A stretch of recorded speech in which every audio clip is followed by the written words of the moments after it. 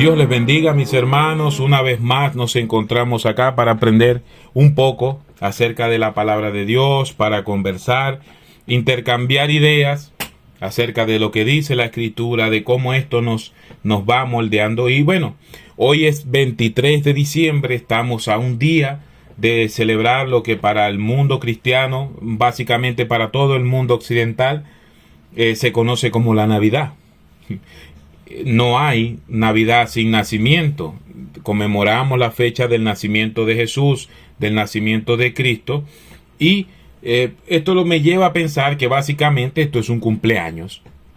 Así que le pido por favor que se quede hasta el final de este video para que veamos cómo fue ese primer cumpleaños, o mejor dicho, ese nacimiento que dio origen a esta serie de celebraciones de cumpleaños que ya va en su número 2023. Quédese por favor hasta el final, examinemos algunos detalles, veamos lo que nos dice la tradición, lo que dice la Escritura, algunos detalles que quizás no conocía y que si conocía es bueno repasarlos de vez en cuando, tener otra perspectiva. Y por supuesto, si surgen preguntas, si surgen dudas, estamos para solucionarlas.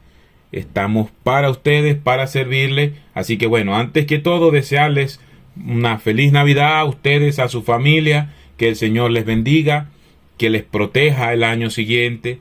Y si usted aún no conoce la verdadera historia, porque ese niño nació hace más de 2000 años allá en Belén, cuál fue el motivo, cuál fue la razón, quédese hasta el final y seguramente la descubrirá. Espero que esto sea un mensaje de consuelo, un mensaje de reflexión, pero sobre todo un mensaje que abra nuestros ojos o que agudice nuestra vista al verdadero significado de la Navidad. Como les decía, la Navidad es básicamente la celebración de un cumpleaños, el cumpleaños de Jesús de Nazaret. Ahora, imagínese usted que llega a una fiesta de cumpleaños en la cual entra a un lindo salón que está delicadamente decorado. Las personas que decoraron este salón se esmeraron, fueron detallistas. Se nota el esfuerzo de la gente que lo hizo. En el centro hay un gran pastel, una gran torta de cumpleaños decorada muy linda, muy apetecible. Serían muchas velas, son 2023, serían muchísimas velas. Hay una mesa con comida que tiene manjares de diferentes tipos, dulces, salados. Hay una orquesta muy afinada, muy entonada, tocando piezas de música, la que usted prefiera. La gente muy bien vestida, se nota que las personas se preocuparon en sus atuendos, un clima muy agradable. Sería la fiesta perfecta. Tienen quizás más de un mes planificando esto, haciendo compras. Los últimos días han sido ajetreados porque faltaron detalles, faltaron algunos regalos, faltó algo de comida, algo para preparar, y todo se centra en la planificación. A tal punto que cuando el cumpleañero se hace presente en esta celebración, es totalmente ignorado. El cumpleañero pasa por el lado de los invitados sin que ellos se den cuenta de que esto está ocurriendo. Algunos están mirando la decoración y alabando el trabajo de los decoradores. Algunos están degustando la comida, felicitando a los cocineros, y el cumpleañero está allí parado y nadie lo mira. Todo el mundo presume acerca de la caja, del envoltorio de su regalo que ha traído para el cumpleaños, pero nadie se acerca a entregárselo en sus manos al cumpleañero. Imagínese usted también que la gente está totalmente distraída con la banda o con la orquesta que está tocando y nadie voltea a saludar al cumpleañero o a felicitar al cumpleañero por su cumpleaños.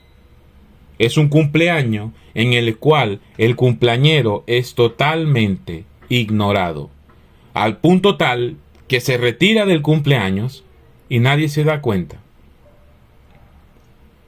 De esta misma manera se celebran nuestras Navidades. Nadie voltea a ver al cumpleañero. Ahora, yo sé que esto no es un tema que a todo el mundo le apetezca escuchar, pero yo le pido que se quede por favor hasta el final del mensaje para que pueda entender cómo fue esa primera Navidad. ¿Cómo fue aquel momento? ¿Quiénes fueron los verdaderos protagonistas? ¿Qué fue lo que ocurrió?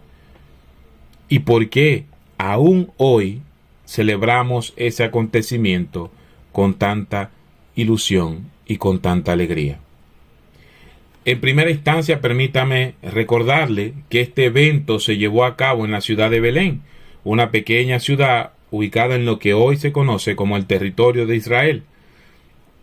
En cuanto a la fecha, a pesar de que la tradición nos dice que la Navidad se celebra cada 25 de diciembre a las 12 de la noche, la fecha real del nacimiento de Cristo es muy poco probable. De hecho, es casi unánime el hecho de que no pudo haber sido en el año 0.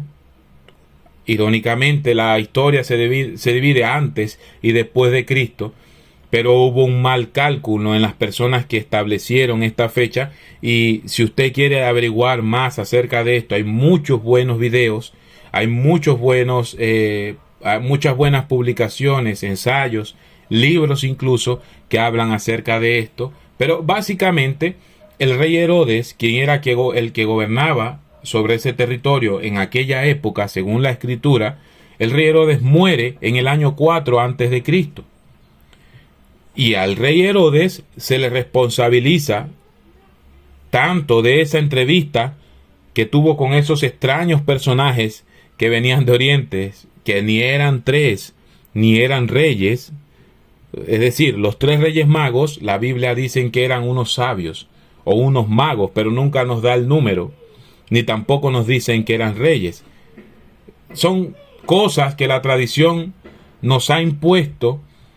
Como también les decía en la fiesta de cumpleaños, nuestra distracción está en la comida, está en la música, está en la decoración, pero no en el epicentro del cumpleaños.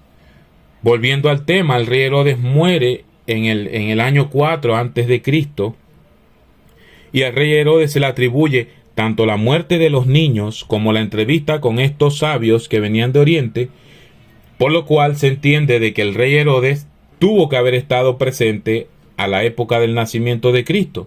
Por lo tanto, si él murió en el 4 antes de Cristo, estos hechos debieron llevarse a cabo antes de esa fecha. Se estima que Cristo nace entre el año 6 y el año 4 antes de Cristo, en algún mes de alguno de esos años, pero sí se sabe claramente que fue en Belén, en la ciudad de Belén.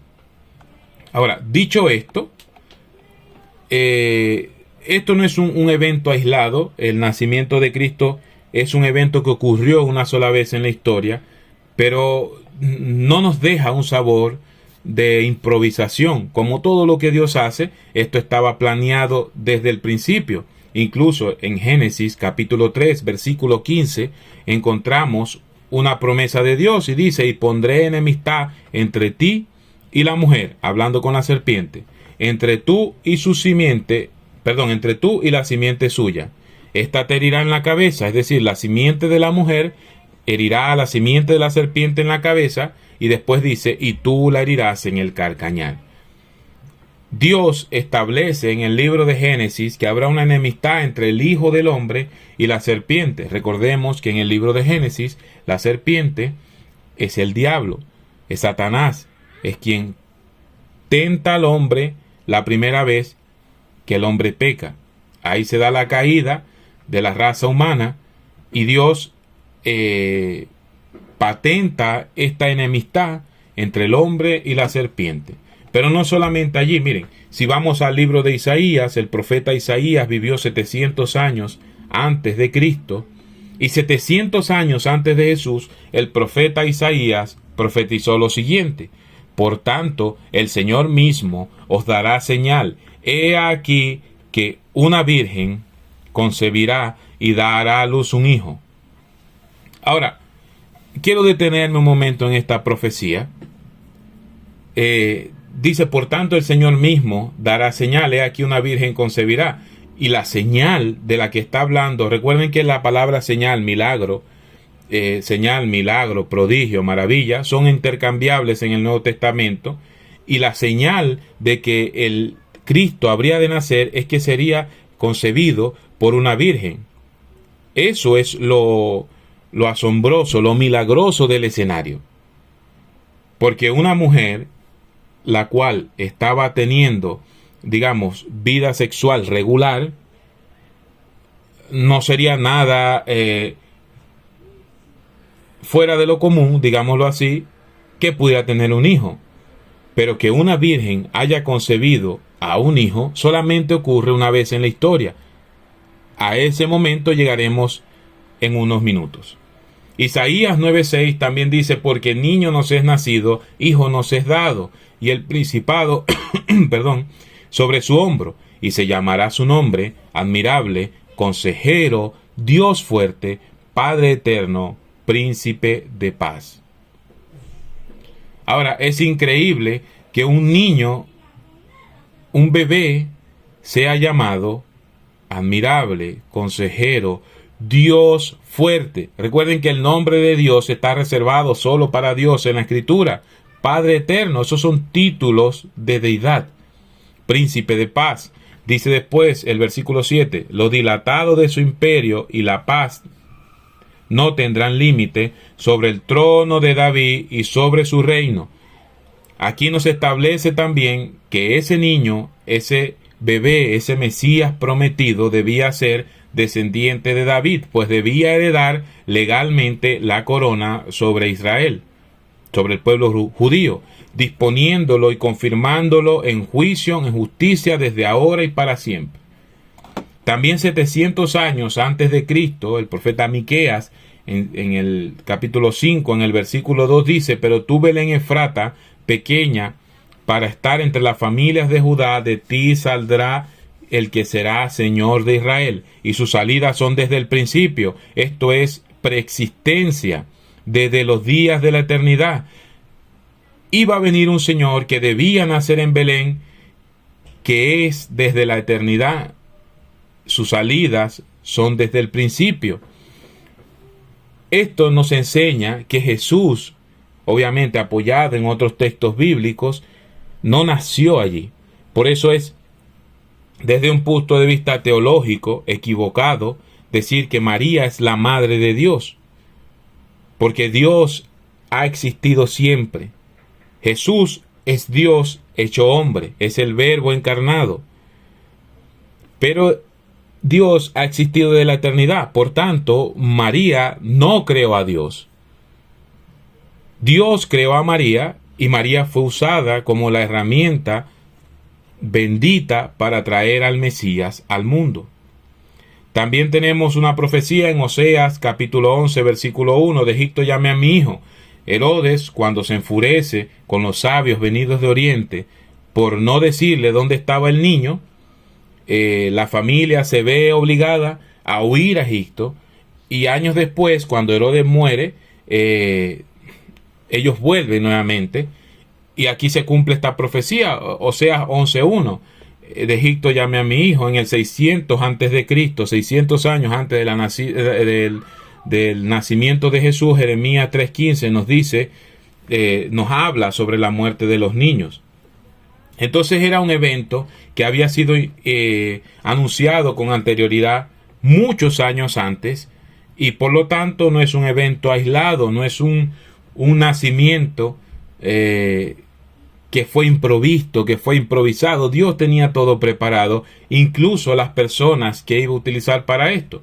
Les quiero invitar ahora que vayamos al Nuevo Testamento, vayamos a Lucas, y quiero que veamos una jovencita que está sujeta a la voluntad de Dios. Lucas capítulo 1 versículo 28. Lucas 1:28. Ya ahora estamos en el Nuevo Testamento. Y dice, esta es cuando el ángel anuncia a María la noticia de que será madre de Jesús. Lucas capítulo 1:28, y entrando el ángel en donde ella estaba, hablando de María, dijo, salve, muy favorecida, el Señor es contigo. bendita tú entre las mujeres, versículo 29. Mas ella, cuando le vio, se turbó por sus palabras, y pensaba, ¿qué salutación será esta? Entonces el ángel dijo, María, no temas, porque has hallado gracia delante de Dios, y ahora concebirás en tu vientre, y darás a luz un hijo, y llamarás su nombre Jesús. Este será grande, y será llamado Hijo del Altísimo, y el Señor Dios le dará el trono de David su padre, y reinará sobre la casa de Jacob para siempre, y su reino no tendrá fin. Entonces María dijo al ángel, ¿y cómo será esto? Pues no conozco varón. Y respondiendo el ángel le dijo, el Espíritu Santo vendrá sobre ti, y el poder del Altísimo te cubrirá con su sombra. Por lo cual también el santo ser que nacerá será llamado Hijo de Dios. Y he aquí tu parienta Elizabeth, ella también ha concebido un hijo en su vejez.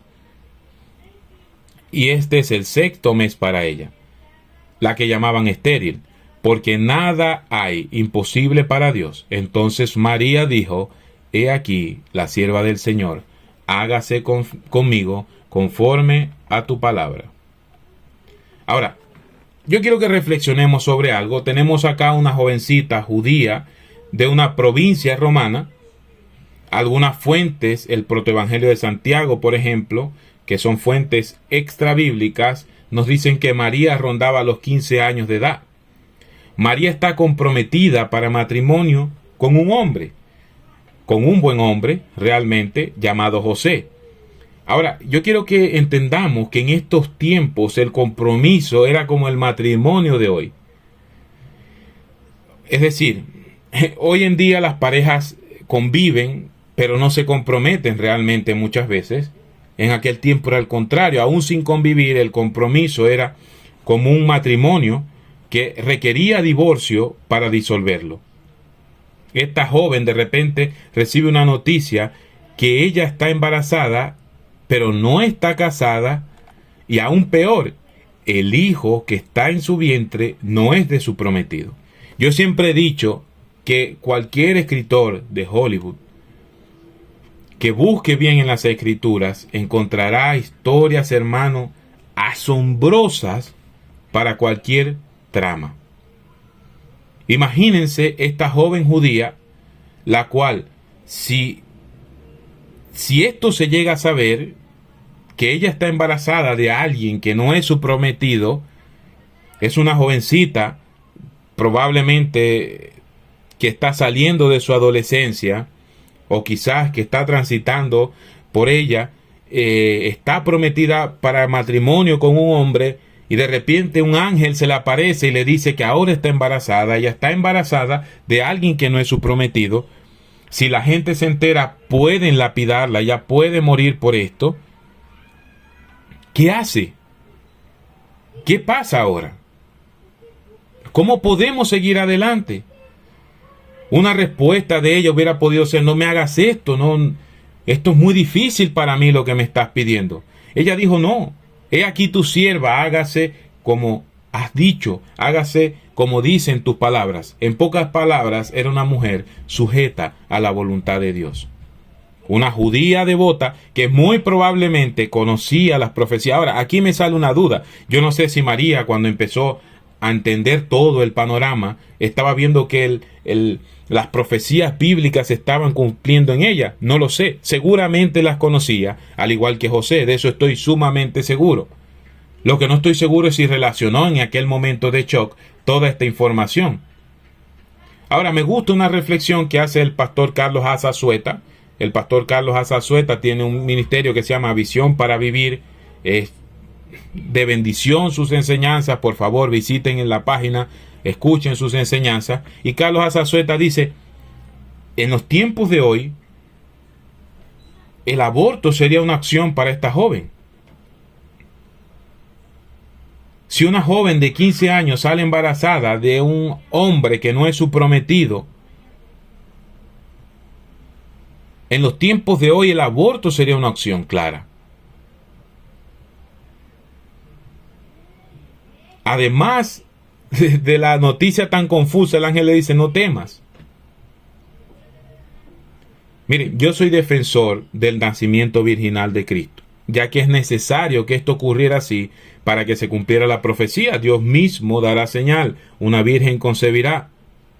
Como les dije anteriormente, no tiene nada de raro que una mujer sexualmente activa en edad fértil pueda dar a luz. Lo que es raro es que una virgen lo haga, una virgen salga en estado. Ahora, este estado de virginidad de María, según lo que las escrituras me revelan, se mantuvo así hasta que nació Jesús. Esto lo veremos en unos minutos cuando escuchemos la anunciación hacia José. Pero sigamos con María. Ahora, no tenemos información de la vida de María antes de que ocurriera todo esto. Solamente sabemos que era una jovencita judía, solamente sabemos que estaba desposada, que estaba comprometida para matrimonio. Pero su actitud, he aquí la sierva del Señor, hágase conmigo conforme a tu palabra, nos da cuenta de una mujer, como les dije, sujeta a la voluntad de Dios. Esto nos deja enseñanza. Si bien los cristianos, los evangélicos, bautistas, protestantes, o como usted desee llamarnos, no tenemos una fe mariana como sí los católicos romanos, yo creo que esto nos deja una enseñanza de una mujer no sobrenatural, no con la posibilidad de hacer milagros, no de ser corredentora, pero sí de una mujer que se sujetaba a la voluntad de Dios. Ahora, aquí tocaré un tema controversial seguramente, pero la expresión has hallado gracia implica el hecho de que María no merecía este honor. Recuerden que Efesios capítulo 2 nos dice a nosotros que la salvación y que el favor de Dios hacia nosotros, ese favor inmerecido, ese regalo inmerecido, es por gracia.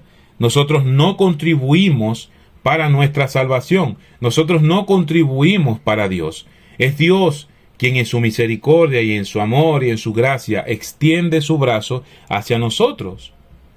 Es decir, al igual que cada uno de nosotros, ninguno aportamos a la gracia, y la palabra que se usa acá es la palabra griega haritó.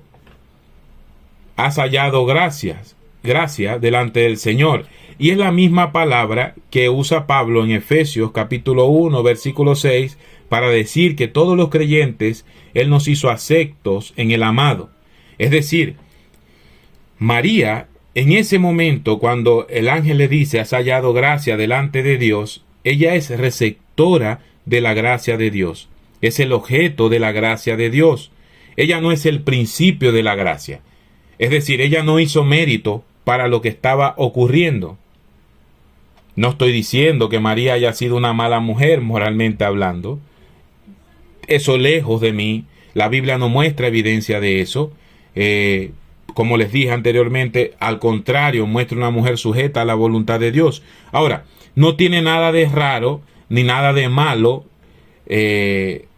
para efectos de gracia y salvación que María no fuera una mujer ejemplar. Ojo, otra vez, no estoy diciendo que lo haya sido. La Biblia demuestra lo contrario. Pero aún si María no hubiese sido una buena joven, moralmente hablando, si no hubiera sido justa, si no hubiera sido sujeta a la voluntad de Dios, de la misma manera Dios hubiera podido utilizarla. Recuerden que en la genealogía de Cristo se encuentra Tamar, por ejemplo, que engañó a su suegro y se hizo pasar por una prostituta para poder engendrar un hijo. Se encuentra esa mujer de Jericó, Rahab, la cual se dedicaba a ese oficio y fue perdonada por el ejército de Israel cuando tumbó las murallas de Jericó. En la genealogía de Cristo encontramos a David y encontramos a Betsabé. David y Betsabé, Salomón, quien es antepasado de Jesucristo, es el fruto de una relación adúltera. David, recuerdan que David se apoderó de Betsabé, estuvo con Betsabé, mantuvo relaciones, aún ellas estando casadas, con Urías, el soldado de David. Obviamente sabemos que el primer niño murió, pero el segundo niño que resultó de esa unión fue Salomón, y está en la genealogía de Cristo. La genealogía de Cristo está llena, de personas imperfectas. Así que si María o José hubieran tenido algún defecto, eso no es imposición para que la gracia de Dios, soberana y perfecta y maravillosa y sublime, haga un cambio en ellos. Al igual que todos nosotros, hemos tenido un pasado oscuro, sumergidos en el pecado, y Dios nos sacó de esa cloaca. Ahora, lo que la Biblia muestra, lo poco que la Biblia muestra, es que María era una joven conforme a su voluntad. Pero hermanos, otra vez, esto no aporta a nada a la gracia. Porque si eso fuese así, yo no estuviese aquí. Y seguramente muchos de ustedes tampoco. Ahora, hagamos este ejercicio para finalizar este punto. Miren, si en vez de haber sido María y José, Dios hubiera usado otra pareja, nosotros seguiríamos adorando a Cristo. Si usted saca de la primera Navidad a María y a José y pone, no sé, Susana y Pedro a sus padres, por dar un ejemplo, nosotros seguiríamos adorando a Cristo y celebrando la Navidad, porque el epicentro de la Navidad no está en ellos. Incluso yo pensaba y decía, bueno, quizás José y María aportaron en algo, quizás ser descendientes de David, pero usted no elige dónde nace, usted no elige quiénes son sus padres, usted no elige en qué año nace, en qué época nace, ni siquiera los padres pueden elegir en qué época nacemos. Por lo tanto, no hay nada que ellos pudieran aportar para formar parte de ese milagro. Dios, en su gracia, en su misericordia, la bendijo de tal manera que pudo ser una testigo presencial en primera fila del nacimiento del Señor. Fue bendecida por eso. Ahora, el otro componente de esta historia es un esposo amoroso llamado José, o un prometido amoroso en el principio de la historia. Mateo capítulo 1 versículo 18, por favor vayamos allá en nuestras Biblias. Mateo capítulo 1 y versículo 18. Curiosamente, esta historia se narra intercalada. Por una parte vemos a Mateo hablando del padre de Jesús, por otra parte vemos a Lucas hablando de la madre de Jesús. Yo creo que aparte de la inspiración del Espíritu Santo, esto tiene motivos estratégicos también de parte de los evangelistas. Recuerden que Mateo escribe al pueblo judío, por lo tanto era necesario probar que el padre de Jesús, humanamente hablando, era descendiente de David, que era justo y que tenía las características de un judío, que se le piden a un judío. Y por el otro lado, Lucas, quien además era gentil, no era judío, él escribe y menciona los acontecimientos desde la perspectiva de María. Pero vamos a Mateo 1, capítulo 1, versículo 18, y dice: el nacimiento de Jesús fue así. Nos dice el autor: estando desposada María, recuerden que la palabra desposada, que está comprometida para matrimonio con José, antes de que se juntasen, se halló que había concebido del Espíritu Santo. José, su marido, como era justo, no quería infamarla. Acá yo no sé cómo José se enteró de esta situación. Yo le daba vueltas y le daba vuelta al asunto cuando preparaba este mensaje. Y yo decía, bueno, quizá María le contó. Ahora, miren la reacción de José, ¿no? Él no quería infamarla y quiso dejarla secretamente. Y pensando él en esto, he aquí un ángel del Señor se apareció en sueños y le dijo: José, hijo de David, no temas recibir a María tu mujer, porque lo que en ella es engendrado del Espíritu Santo es. Esto es básicamente el padre del hijo que María lleva en su vientre, es Dios directamente. Y dará a luz un hijo y llamará su nombre Jesús. Esto es Salvador, porque él salvará a su pueblo de sus pecados. Y todo esto aconteció para que se cumpliese lo dicho por el Señor por medio de del profeta cuando dijo: He aquí una virgen concebirá y dará a luz un hijo y llamará su nombre Emmanuel. Eso es Isaías 7:14.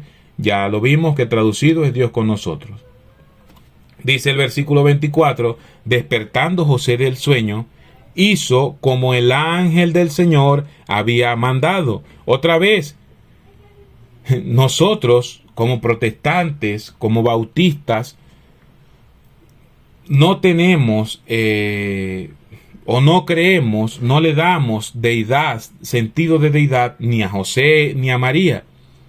Pero si tenemos algo que aprender nosotros como hombres, como padres de familia de José, es que él hizo como el ángel del Señor había mandado, entendiéndose perfectamente el contexto de que el ángel del Señor en ese momento representaba la palabra de la autoridad de Dios. Nosotros ahora tenemos la escritura revelada ya en un libro, toda compilada. Pero en aquel momento el ángel del Señor era la voluntad de Dios revelada y recibió a su mujer. Ahora, el versículo 25 dice: pero no la conoció hasta que dio a luz a su hijo primogénito y le puso por nombre Jesús.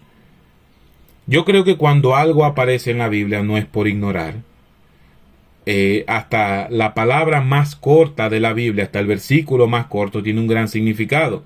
Y aquí el versículo 25 nos está diciendo que José no conoció a María hasta que dio a luz. Ahora, la palabra conocer en el texto bíblico, usted puede indagar acerca de esto.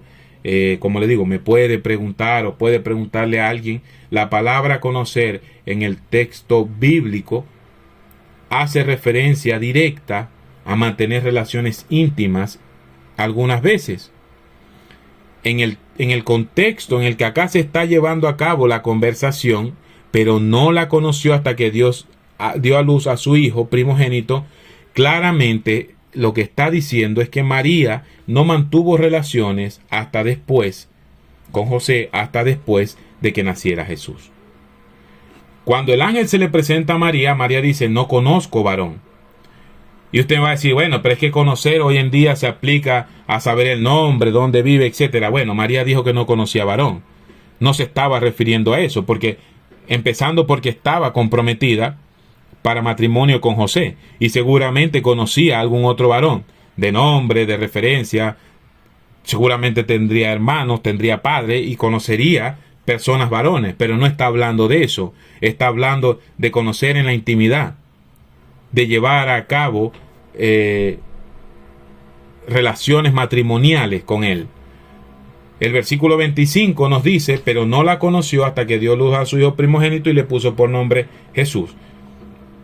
Por ende, la escritura lo que nos revela es que María sí era virgen cuando quedó embarazada de Jesús y que se mantuvo así hasta que Jesús nació. Físicamente es poco probable que después de un parto una mujer permanezca en su estado de virginidad. Primero porque para llegar al parto debe pasar esa etapa. Y segundo porque después del proceso de parto es muy poco probable que continúe siendo virgen. Pero la Biblia nos da una referencia acerca de qué ocurrió después. Ojo, esto no es malo. O sea, esto no es pecaminoso, esto no está mal visto porque ellos dos estaban casados y las relaciones conyugales el Señor las bendice y para Él son gratas. Él las planeó, Él planificó eso así. Una vez, ahora bajo la perspectiva de Mateo, notamos que ambos estaban desposados y comprometidos para matrimonio antes que se juntasen, es decir, no habitaban bajo el mismo techo de manera conyugal. Eso es lo que quiere decir antes que se juntasen. José se entera, como les dije, que María está embarazada y él conoce claramente, él dice que José era justo. La palabra justo acá es que se conduce rectamente, y él sabe que él necesita una carta de divorcio para disolver este compromiso. Ahora, habían dos posibilidades. Él podría repudiarla. Por ejemplo, le decía: ya no quiero casarme con ella, y obtener su carta de divorcio sin dar mayores explicaciones. Y yo creo que esto es lo que hace referencia cuando él decía repudiarla en secreto. O también él podría decir que ella había sido infiel y que estaba embarazada, y esto era comprobable. Habría que esperar quizás unos meses para que esto fuera algo claramente visible, y en ese caso María corría el riesgo de ser lapidada y muerta por infidelidad. Recuerdan, por ejemplo, a la mujer de Juan 8 que fue encontrada en adulterio y se la llevaron a Jesús para apedrearla, de donde sale la famosa cita: el que esté libre de pecado que tire la primera piedra. Ese hubiera sido el destino de María si José, en pleno derecho por la ley judía, dice: ella me fue infiel y yo pido la muerte de ella. Ahora, una vez más, la profecía bíblica de Isaías 7:14, la explicación que el ángel le da a José, nos muestra la voluntad que José tenía, la sujeción, perdón, que José tenía a la voluntad de Dios. Él hizo como el Señor le había mandado. Ahora, la Biblia está llena de ejemplos de hombres como José. Por lo menos nosotros vemos al profeta Oseas. En el capítulo 1, Dios manda a Oseas a casarse con una prostituta y a ver por los hijos de ésta. Vemos en la Biblia ejemplos de hombres que lucharon contra su orgullo, porque déjenme decirle que esta es una lucha directa contra el orgullo. Él está comprometido con una mujer, la cual sale en estado, pero este hombre era tan amoroso y se conducía tan rectamente que él dijo: voy a repudiarla en secreto, no voy a ser el causante de la muerte de esa mujer. Hasta que el ángel se le apareció y dijo: no la vas a repudiar. Tú vas a cuidar de ella, tú vas a proveerla a ella, vas a proveer al niño, los vas a proteger. José no lo sabía, pero en un momento él tendría que partir a Egipto con la madre y el niño para protegerlos de la muerte de los niños. José no sabía todas las luchas que vendrían posteriormente a esta. Lamentándolo mucho, o bueno, no lo lamentamos, realmente fue la voluntad de Dios. Tanto de José como de María se conoce poco nada a partir de allí, salvo algunas apariciones que tiene María en los días de la crucifixión o en las últimas semanas de Cristo. También cuando van al templo presentan al niño. Después cuando Jesús se queda en el templo cuando tenía 12 años conversando con los maestros. Son las apariciones que tenemos. Pero creo que estas actitudes, hermanos, esto fue una noticia que cambió la vida de María y de José para siempre. Y este hombre y esta mujer simplemente dijeron: hágase tu voluntad, Señor. María, y esto es particular, si quiere guardarse algo en su corazón de esta enseñanza, guarde esto. María, siendo mujer, guardó sus miedos, guardó sus preocupaciones, las llevó cautivas delante del Señor. Puedo ser apedreada, puedo ser abandonada por José, el pueblo va a hablar sobre mí. No estoy casada, estoy embarazada de alguien que no es mi prometido. Ella guardó ese miedo. Alabado sea Dios. José, por otro lado, siendo un hombre en medio de una sociedad patriarcal, judía, en algunos casos extremadamente machista, él no dijo: ¿qué van a decir ahora? María está embarazada, no es mi hijo, ahora tengo que hacerme cargo de ella, no lo quiero hacer, mejor que la maten a pedradas. No. José dijo: hágase la voluntad de Dios. Incluso antes que el ángel viniera sobre él, José ya había planeado: no voy a estar con ella, no me siento cómodo, me siento defraudado quizás, pero no es suficiente para que la maten, voy a repudiarla en secreto.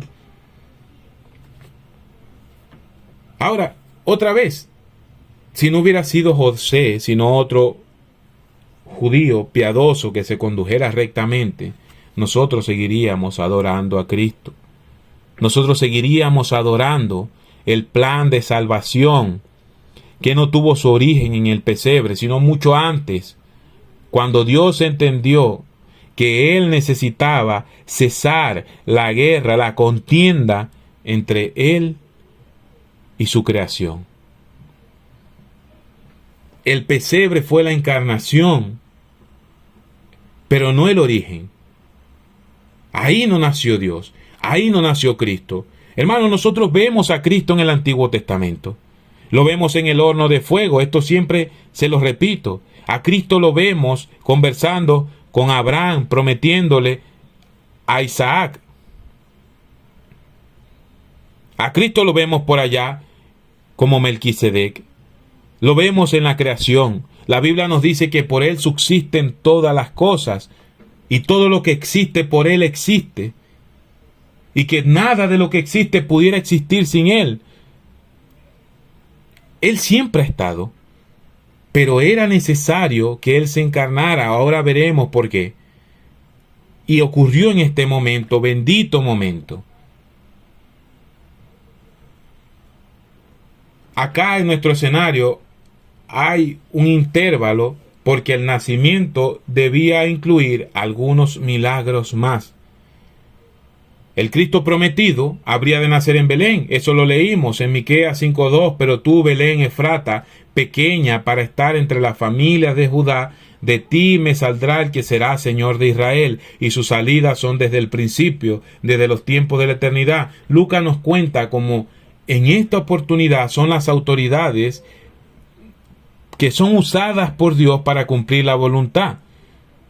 Nos dice que el emperador promulgó un edicto, esto es en Lucas capítulo 2, para un censo. No había forma de que esto fuera planeado o manipulado por María o por José. El emperador promulgó un edicto. Ahora, otra vez, siguiendo nuestra línea de pensamiento, si el emperador, que en ese momento era César Augusto, hubiera sido Marco Aurelio, o Trajano, o hubiera sido Nerón, o hubiera sido Calígula, o Constantino, quien usted quiera, Dios lo iba a usar para promulgar ese edicto porque era necesario que Jesús naciera en Belén. Y la voluntad de Dios se va a cumplir quiera o no. El capricho de un emperador, de un gobernador, o de una jovencita judía, o de un hombre judío, o de cualquiera de nosotros, no va a dominar el plan perfecto de salvación de Dios. Ahora, este censo representaba que José y María debían volver a su ciudad de origen llamada Belén. Yo no sé, otra vez, hermanos, si a estas alturas José y María se habrían dado cuenta de lo que estaba ocurriendo aquí. Yo no sé si ya ellos, que otra vez repito, conocían perfectamente la profecía, dirían, 2 más 2 son 4. Una virgen concebirá, María era virgen, ahora está embarazada. Somos nosotros descendientes de David, por lo tanto nuestro hijo va a ser descendiente de David. Y ahora sale este censo, en lo cual nos tenemos que devolver a nuestra ciudad natal y debe nacer en Belén. Por lo tanto, por el tiempo que ya tienes de embarazo, María, quizás pensaría José, o María le diría a José, por el tiempo que ya tengo de embarazo, lo más probable es que el niño nazca allá. Y ya tres profecías cumplidas, sobre todo la de la concepción virginal, no es casualidad. Lucas 2:8 nos cuenta que algunos pastores cuidaban sus ovejas. Otra vez, el ángel al servicio de nuestro Mesías prometido entra en escena con buenas noticias y les dice en el versículo 8, os ha nacido hoy, esto quiere decir el mismo día, en la ciudad de David, un Salvador que es Cristo el Señor. Hay más de 100 kilómetros entre Nazaret y Belén. Ahora, no habría posibilidades de que si el niño, en vez de nacer en Belén, hubiese nacido en Nazaret, cosa que es imposible por las profecías, pero en un caso hipotético, si esto no hubiese ocurrido de esta forma, estos pastores se habrían perdido el nacimiento del Mesías. Ahora, hablando con mis hijos hace unos momentos, hablábamos acerca de la ciudad de Belén, hablábamos de que allí nació Jesús, pero también allí nació David.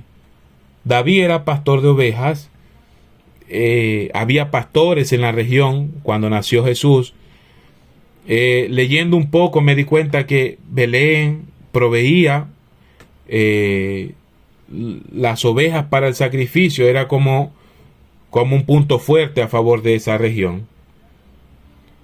Pero lo que yo quiero decir es que los pastores no estaban ahí. Ellos no estaban buscando a dónde estaba el Mesías. Un ángel se apareció y les dijo: ha nacido en la ciudad de David un Salvador, que es Cristo el Señor. Ahora, si el ángel se hubiese ido, ahí en ese momento no hubiese pasado nada. Pero el ángel le dice: hallaréis al niño envuelto en pañales, acostado en un pesebre. Estos humildes hombres, dedicados al oficio de pastores, después de los padres de Jesús, fueron los primeros testigos del nacimiento de Cristo. Pero no porque ellos lo buscaron. El ángel vino. Si hubiesen estado otros pastores allí, no estos, hubieran recibido la noticia y hubieran ido. A Dios le plació que ellos lo vieran, que vieran al niño en el pesebre. Pero si no hubiesen habido pastores, nosotros seguiríamos celebrando la Navidad. Nosotros seguiríamos celebrando el nacimiento de Jesús. No sé si se ha dado cuenta ya.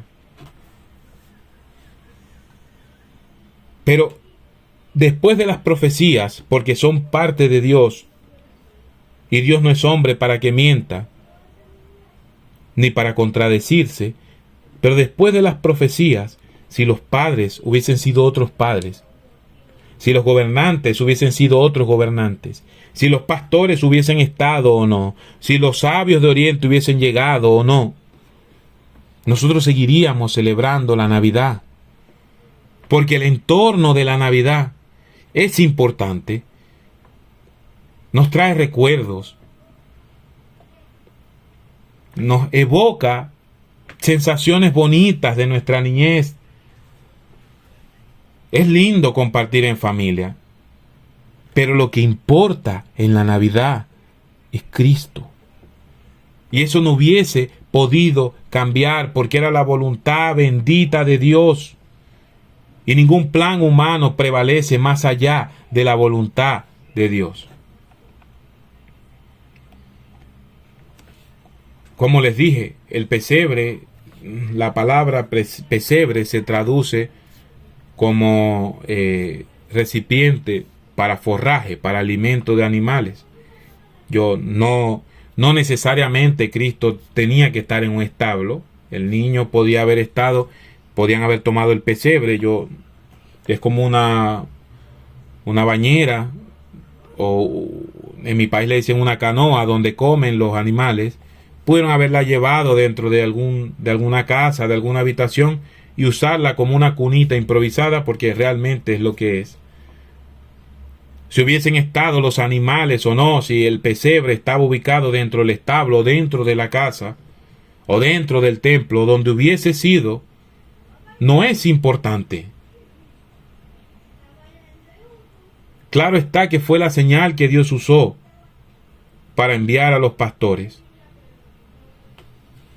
Pero todo lo demás en la escena queda en segundo plano cuando llega el Mesías Salvador.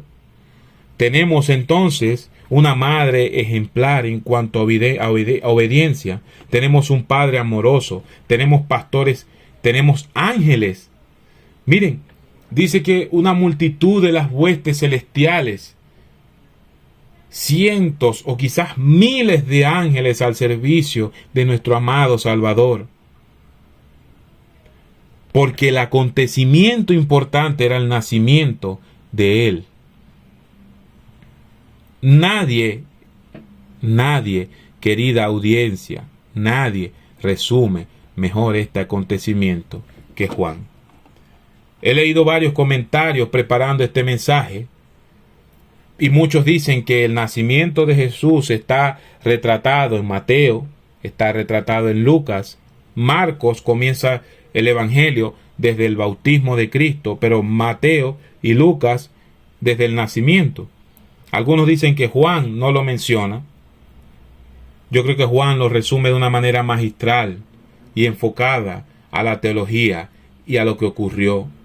En otros términos, Juan no se pierde en detalle. Juan va a lo importante y dice, Juan capítulo 1, versículo 1, en el principio era el Verbo, y el Verbo era con Dios, y el Verbo era Dios. Este era en el principio con Dios. Todas las cosas fueron hechas, y sin Él nada de lo que ha sido hecho fue hecho. En Él estaba la vida, y la vida era la luz de los hombres. La luz en las tinieblas resplandece, y las tinieblas no prevalecen contra ella. Este Verbo se hizo carne y habitó entre nosotros. No es el nacimiento. Hace un tiempo nuestra iglesia usaba una frase, un juego de palabras para recordar el plan de salvación. Y decía que esto tiene el origen en el Edén, pasa por el pesebre de Belén, pasa por la cruz y la resurrección en Jerusalén, hasta llegar a la Nueva Jerusalén. La Biblia, hermanos, es una idea que se desarrolla a través de todos sus libros. Y en cada una de las páginas de la Biblia, en cada una de las letras de la Biblia, de las líneas de la Biblia, está el nombre de Jesús. Todo tiene un propósito, y es dar gloria a Dios a través de Jesucristo. La historia completa es que el pecado entró al hombre en el Edén. El nacimiento de Jesús no fue un hecho aislado, lo repito, y perdonen ser tan reiterativo en esto, pero eso no fue algo que ocurrió y ahí se quedó. No quedó sin efecto para ti ni para mí. Si pones hoy tu confianza en la resurrección, podrás disfrutar de una vida eterna al lado de Cristo y de Dios. Lo segundo que tengo para decir a ustedes el día de hoy o en este momento es que hay que darle prioridad al protagonista de la historia. Hermano, no es Papá Noel, no son los 3 Reyes Magos, que ya sabemos que no eran ni 3 ni reyes. No es Papá Noel o San Nicolás, Santa Claus o Viejito Pascuero, no sé cómo le digan en su país. No es él, no son los 3 Reyes Magos, no son los regalos, ni siquiera es la unión familiar. Es Cristo el epicentro de todo. No me malinterprete, si usted se reúne con su familia a celebrar y a pasarla bien, eso está bien. Pero si Cristo no es el epicentro de eso está vacío. Ese evento estará vacío si el invitado principal no es el cumpleañero. Y lo otro que tenemos que hacerlo es adorarlo por su sacrificio. Filipenses capítulo 2 versículo 6 dice, el cual, siendo en forma de Dios, no estimó ser igual a Dios como a cosa a que aferrarse, sino que se despojó a sí mismo, tomando forma de siervo. Esto ocurrió en Belén, en el pesebre de Belén, hecho semejante a los hombres, y estando en condición de hombre, se humilló a sí mismo, haciéndose obediente hasta la muerte y muerte de cruz. Esto fue lo que ocurrió allí. Dios mismo no estimó esto como cosa a que aferrarse, sino que se despojó a sí mismo y tomó forma de siervo. Aquel que hizo todo lo que existe se sujetó a sí mismo a un cuerpo mortal con el propósito único de salvarte del infierno y bendecirte por la eternidad. Esta es la encarnación, y esto tuvo lugar en las condiciones que vimos durante este mensaje. Alabemos a Dios por eso y hagamos una celebración de cumpleaños con el cumpleañero como epicentro, como motivo y como fin. Alabemos a Cristo por su sacrificio, que no comenzó en la cruz del Calvario, que no comenzó en el pesebre de Belén, que comenzó con, entre comillas, la preocupación, o mejor dicho, la ocupación de rescatarnos del infierno. Hermanos, amigos que nos visitan, les deseo que tengan una feliz Navidad en familia. Por temas de tiempo, oraré por ustedes, por cada uno de los que escuchen este mensaje y por cada una de las personas que están celebrando esta fiesta, para que puedan entonces enfocarse en el epicentro de la Navidad, Cristo nuestro Señor. Que Dios les bendiga, que les dé mucha vida, mucha salud, que los llene de gracia, de paz, a ustedes y a su familia, y que les dé un próspero 2024 para que sigamos creciendo juntos en la gracia y el conocimiento de Dios. Dios les bendiga, un inmenso abrazo, feliz Navidad.